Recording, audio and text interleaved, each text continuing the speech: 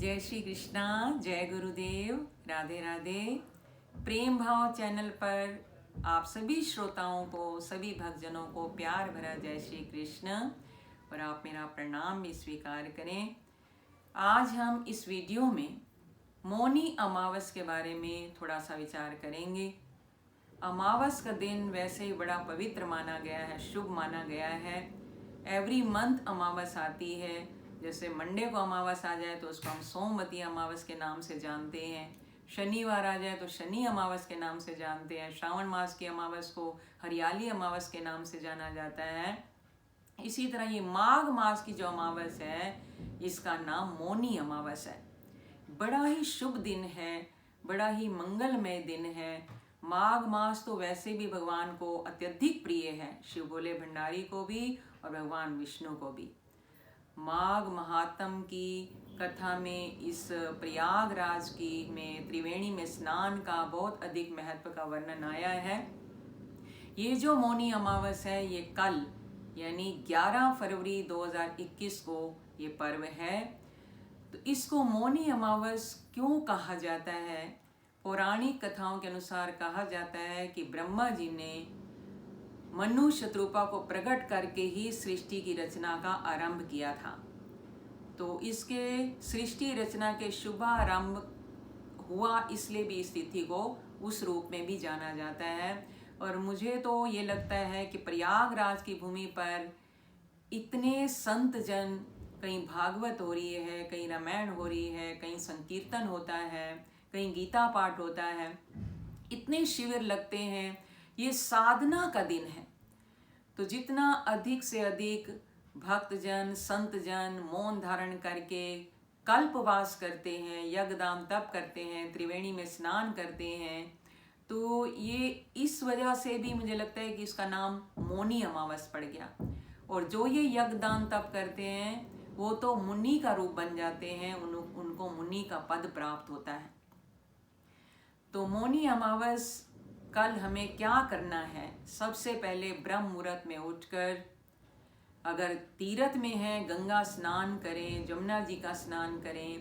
प्रयागराज की भूमि में जाकर जो त्रिवेणी में स्नान करते हैं वो तो बहुत ही भाग्यशाली हैं। गुरुदेव भगवान की कृपा से कई बार वहाँ जाने का अवसर प्राप्त हुआ, त्रिवेणी में स्नान करने का भी अवसर मिला।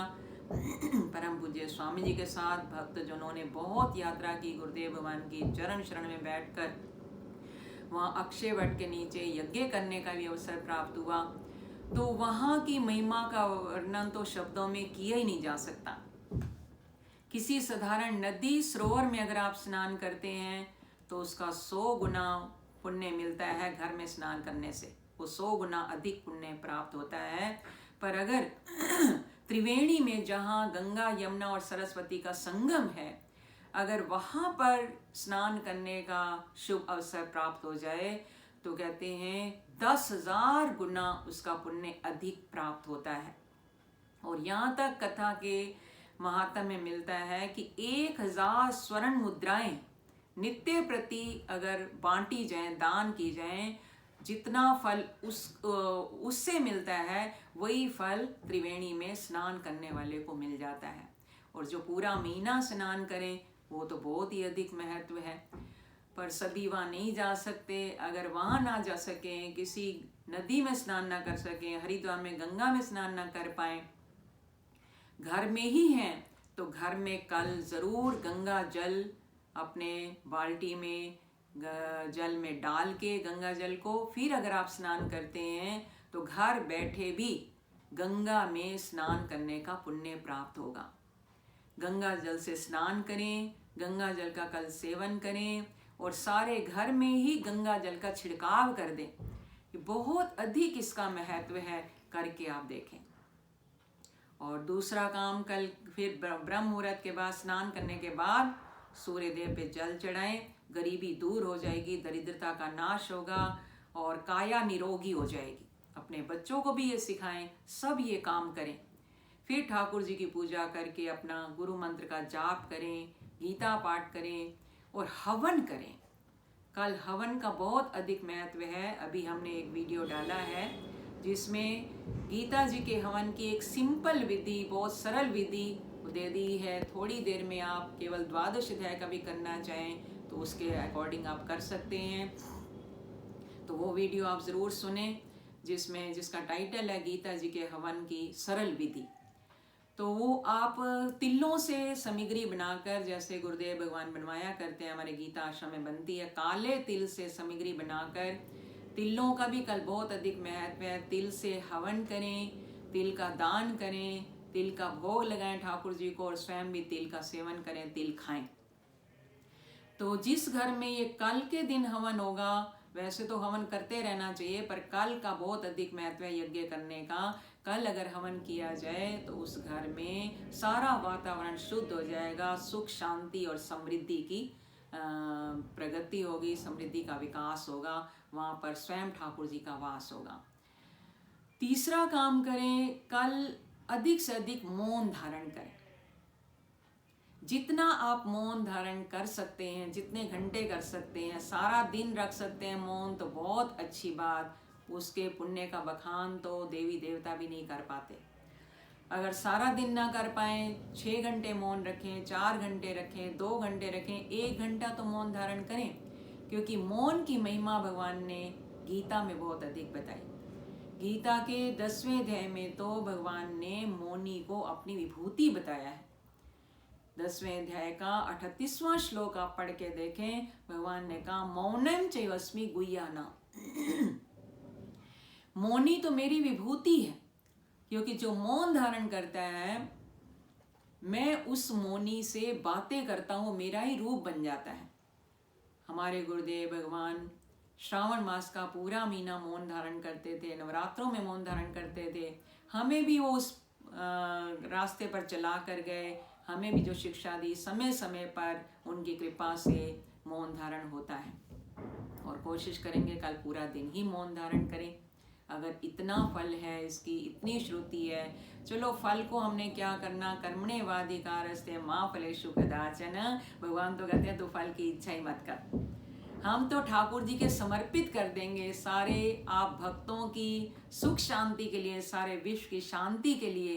कोशिश है कल सारा दिन ही मौन धारण किया जाए, इसका इतना अधिक महत्व है। द्वादश अध्याय में भी भक्त के लक्षण बताते हुए भगवान ने 19वें श्लोक में कहा तुल्य निंदा स्तुतिर मौनी। ना किसी की निंदा करो, ना किसी की स्तुति करो, मौन धारण करो। जो मौन धारण करता है भक्ति मान में समय प्रिया, भक्ति मान में प्रियो नरा, वो भक्त मुझे अति से अति प्रिय होता है। और 17वें अध्याय के 16वें श्लोक में भगवान ने मन के तप में मौन की बात बताई। मना प्रसादा सौम्य त्वम मौन आत्म विनिग्रह। मन के तप में ये बात आई, वाणी के तप में नहीं। वाणी से केवल मौन हो जाना मौन नहीं है, मन से ही मौन होना है कल तो।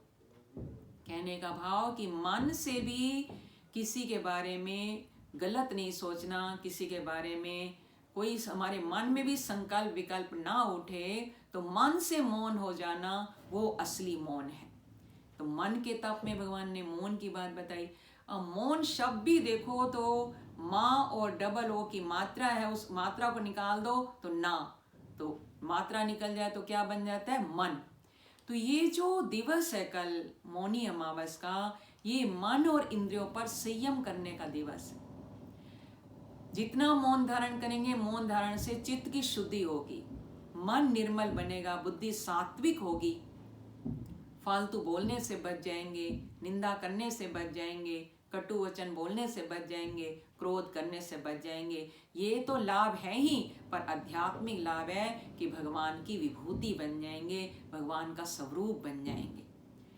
ये जो पर्व है कल मौनी अमावस का, ये आस्था और विश्वास का दिवस है, आस्था और विश्वास का पर्व है।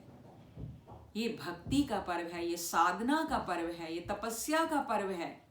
कल जितना हो सके नाम जाप करें, गुरु मंत्र का जाप करें, गीता पाठ करें, जितना अधिक हो सके भजन में तल्लीन रहें। और चौथा, हमें क्या नहीं करना इस दिन, ये तो करने की बात है, यज्ञ करें, तप करें, साधना करें, दान करें, दीन दुखियों की सेवा करें, भंडारे में अपना सहयोग दें, दीन दुखियों को भंडारा कराएं या ब्राह्मण को भी भोजन कराएं। जितना हो सके शुभ काम तो हमें कल करना ही है। और क्या नहीं करना, वाणी पर संयम रखें। अगर मौन भी धारण नहीं कर सकते तो एटलीस्ट इतना कर लें कि कल अपनी वाणी पर इतना कंट्रोल रखें कि फालतू नहीं बोलना, किसी की निंदा नहीं करनी, किसी से कटु वचन नहीं बोलने, कड़वा नहीं बोलना और क्रोध नहीं करना। जो काम नहीं करने हैं इन पर संयम कर लिया तो भी कल की मौनी अमावस का पुण्य प्राप्त हो जाएगा। ये बड़ा शुभ दिन है, ये मोक्षदायिनी अमावस है ये। और अमावस तो होती पितरों के निमित्त भी, अगर तर्पण किया जाए, हर अमावस को कर सकते हैं आप, कल तो खास है, पितरों के निमित्त तर्पण करें, पीपल के पेड़ का पूजन करें। पीपल के वृक्ष में स्वयं भगवान का वास है। पीपल के वृक्ष को भी भगवान ने अपनी विभूति का, अश्वत्था सब वृक्षाणाम, सब वृक्षों में पीपल का पेड़ मेरा ही रूप है।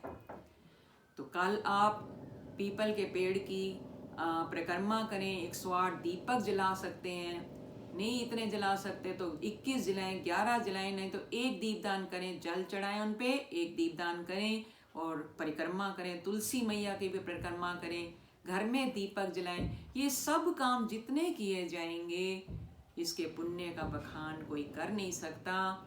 ये जो हमें मानव का शरीर मिला है, ये जो पर्व आते हैं, निमित्त बनते हैं, इन पर्वों में, इन उत्सव में किया गया यज्ञ दान तप अनंत गुणा फिर फलदायक सिद्ध हो जाता है। प्रयागराज की भूमि में बैठकर जो करें या तीर्थ धाम में करें, उनके तो और भी अनंत गुणा फलदायी होता है, अनंत गुणा उसका पुण्य प्राप्त होता है। अगर नहीं जा सकते तो घर में बैठकर ये काम करें, और जो हमें नहीं करना उस पर पूरा ध्यान दें, अपने आप पर आत्म संयम का दिन है ये। कल पूरा संयम में रहें, मनसा वाचा कर्मणा, ना किसी की निंदा हो, ना किसी का मन दुखाएं। तो भगवान से प्रार्थना है ये मौनी अमावस आप सभी के लिए, हम सब के लिए शुभ हो, मंगलमय हो।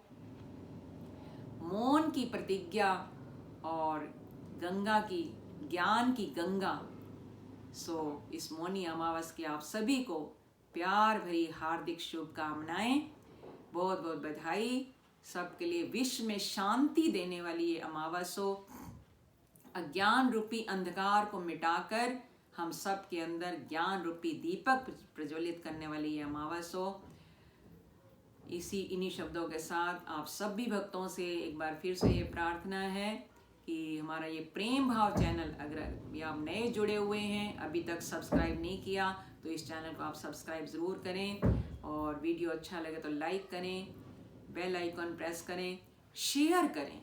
शेयर करने के लिए इसलिए हम बोलते हैं ताकि इस वीडियो को शेयर करके आप घर बैठे पुण्य प्राप्त कर सकते हैं। ये जो ज्ञान अमावस के ऊपर जो भी चर्चा हुई थोड़े रूप में, जो भी सुनेगा उसका पुण्य आपको प्राप्त होगा। अधिक से अधिक इसको शेयर करें।